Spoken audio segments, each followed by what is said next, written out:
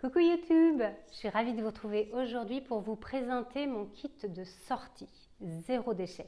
Parce que quand on sort à l'extérieur, eh bien, on n'a pas envie d'avoir un impact sur l'environnement, on n'a pas envie de créer de déchets, que ce soit quand on va boire un verre, manger une glace, parce qu'on a un super méga glacier à côté de chez nous et voilà, on est des gourmands, donc quand on a envie, on va se faire plaisir, on va se manger une glace. Quand on va au restaurant, quand on va se promener à la plage ou autre, enfin, peu importe. Donc on s'est fabriqué, on s'est fait notre kit de sortie. Donc on met ça dans un sac à dos, on met ça dans un petit sac, ça dépend de là où on va et de ce qu'on a à faire. La première chose que l'on a dans notre kit de sortie qui est indispensable, c'est tadam, la gourde. Alors nous on a choisi la version un peu plus grande, c'est les bouteilles de la marque Quetch. C'est une super marque, ça conserve très très bien le froid, mais ça conserve aussi super bien le chaud. Donc c'est cool si vous émettez du froid, du chaud, peu importe. Ça c'est vraiment the top.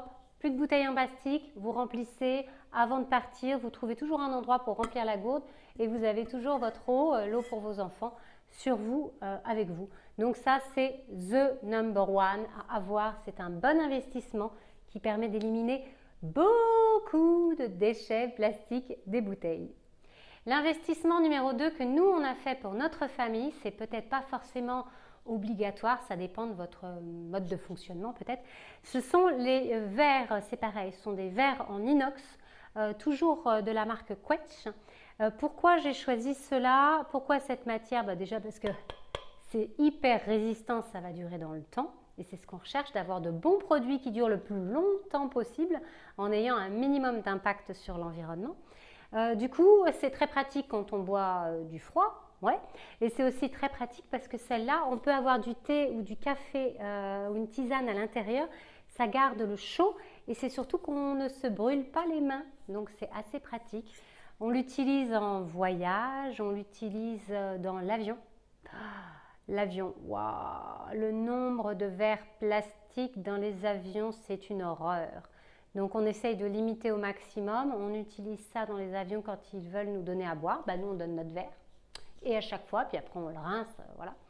Donc ça c'est de la marque Quetch, ils sont vraiment bien, c'est un bon investissement. Ils sont vendus avec des petits sachets, donc ça c'est le mien, il est rose, voilà, sinon ça peut être dans le noir, enfin peu importe. Donc ça permet de pouvoir voyager avec le verre à l'intérieur du sachet. Hop, comme ça, on ferme et puis ça reste propre et on a quelque chose toujours à disposition. Troisième chose de carrément mais indispensable quand on est en mode zéro déchet et qu'on fait attention à la planète, c'est d'avoir toujours avec soi des petits sacs en tissu, voilà comme ceci, pour y mettre, je sais pas moi, une petite friandise à la boulangerie, pour y mettre des fruits, pour y mettre un petit goûter, pour y mettre un sandwich éventuellement, pourquoi pas. Voilà, c'est ce genre de petits sacs qu'on a toujours sur nous parce que c'est vraiment très pratique.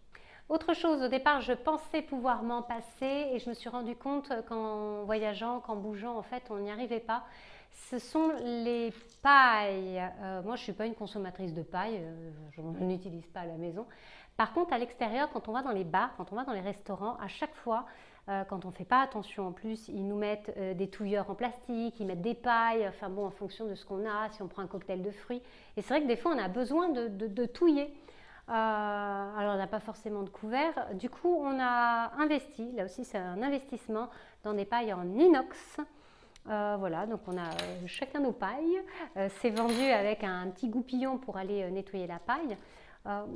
Donc on a investi là-dedans. J'ai préféré prendre des pailles en inox parce que ça va durer dans le temps, que si on en prend soin et qu'on le lave comme il faut, ça dure très longtemps, par rapport aux pailles en bambou. Les pailles en bambou, ouais, c'est peut-être bien. Par exemple, quand on est allé en Indonésie, il y avait énormément de pailles en bambou et c'est normal, c'est le pays. Donc, à la limite, si vous vivez en Indonésie, prenez des pailles en bambou, ça me paraît logique. Nous, en France, on n'a pas de bambou. Faire venir ces pailles de bambou d'Indonésie, d'Asie, peu importe, et les faire venir en bateau, les faire venir en conteneur ici, prendre ces pailles, donc l'acheter une première fois, consommer, puis au bout d'un moment, les pailles en bambou, elles finissent par être moins bonnes à l'intérieur, donc on est obligé de les jeter, on est obligé d'en racheter, donc en faire revenir. Donc au final, je ne suis pas sûre que l'impact soit terrible quand on est un Français. Donc moi, j'ai préféré ça. Voilà, des pailles en inox qui durent hyper longtemps et plutôt que des pailles en bombe. Chacun fera comme il veut. Enfin, dernière chose à avoir sur soi, c'est pareil pour être zéro déchet, eh bien c'est d'avoir des chiffons. Une serviette, alors moi là c'est un grand chiffon qui me sert de bavoir encore à Noah quand on mange une glace et que ça a tendance à couler et que j'ai pas envie qu'il soit tout sale. Donc j'ai ce genre de choses, ça peut être un torchon, ça peut être un mouchoir, mais en tout cas d'avoir des serviettes sur vous pour pouvoir vous essuyer au lieu de consommer des serviettes en papier. Que ce soit chez les glaciers, que ce soit au restaurant, que ce soit au café, enfin bref, peu importe.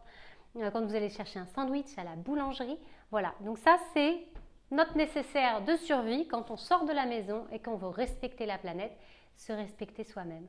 J'espère que cette vidéo vous aura plu. Vous pensez à mettre le petit pouce, là juste en dessous de la vidéo pour m'aider.